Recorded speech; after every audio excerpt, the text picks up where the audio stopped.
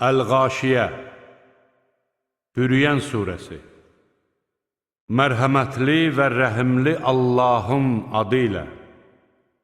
Aləmi bürüyənin xəbəri sənə gəlib çatdımı?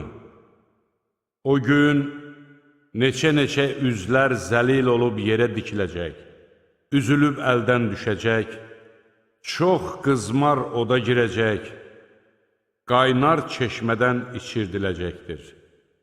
Onlara daridən başqa bir yemək verilməyəcəkdir. O onları nə doydurar, nə də aclıqdan xilas edər.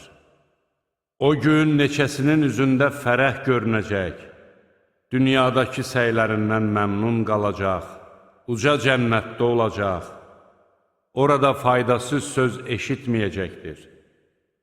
Orada axar çeşmələr vardır, orada hündür taxtlar, düzülmüş piyalələr, yan-yana qoyulmuş yastıqlar və döşəmələrə sərilmiş xalçalar vardır. Məyər onlar dəvənin necə yaradıldığını görmürlər? Göyün necə yüksəldiyini görmürlər? Dağların necə sancıldığını görmürlər? Yerin necə döşədildiyini görmürlər? Onlara nəsihət ver. Sən yalnız nəsihətçisən.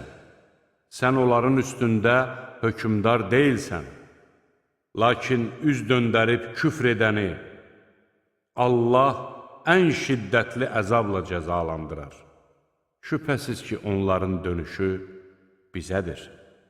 Sonra onları sorğu-suala çəkmək də bizə aiddir.